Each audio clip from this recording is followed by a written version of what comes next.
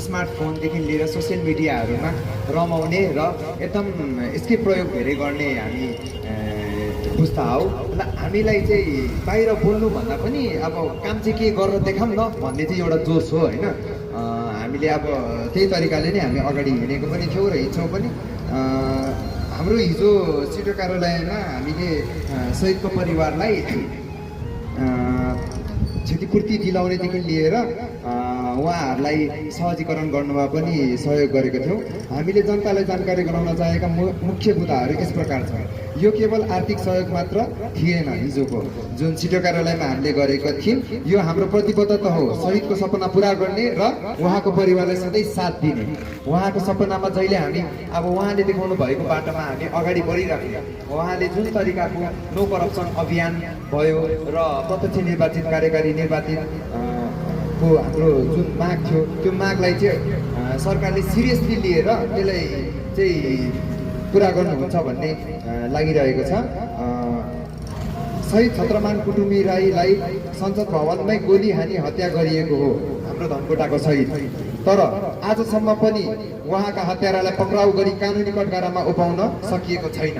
यो एकदम दुःखदायी हाम्रो र दुःखदायी पनि भनौँ र पीडा पनि हो, हामी सबैमा छ। जबसम्म निर्दोष विद्यार्थीदेखि जेन अभियानमा बलिदान भएका युवाहरूका हत्यारालाई न्याय दिलाउन सकिँदैन तबसम्म शहीदहरूको रगत र पसिना व्यर्थ हुनेछ। हाम्रो माग प्रष्ट छ। नेपालमा प्रधानमन्त्री प्रत्यक्ष निर्वाचित डाइरेक्टली इलेक्टेड हुनुपर्छ। यो प्रणालीले मात्र भ्रष्टाचार घटाउने र जवाबदेही नेतृत्व दिनेछ, ट्रान्सपेरेन्सी हुन्छ भनौँ न होइन। अब फोक्रा भाषणको पालो सकिएको छ। भाषण मात्र गरेर होइन, सिङ्गापुर नेपाल भन्ने कल्पना होइन। हामीले चाहिएको छ चीन वा भारत जस्तो बलियो अर्थतन्त्र। यदि सचेत भएर योग्य नेतृत्व चयन गरिएन भने भविष्यमा हाम्रो देश सोमालिया वा दक्षिण सुडान जस्तो असफल राष्ट्र बन्ने खतरा छ। हाम्रो आह्वान हे नेपालका युवाहरू हो, चाहे नेपालमै हुनुहोस् वा विदेशमा, सबैले एउटै मञ्चमा उभिएर सङ्घर्ष गर्नुपर्छ। वास्तविक परिवर्तन सम्भव छ। यो हाम्रो पुस्तामै सम्भव छ। हामी जेनजेडका पुस्ता केवल प्रश्न सोध्दैनौँ, समाधान ल्याउँछौँ।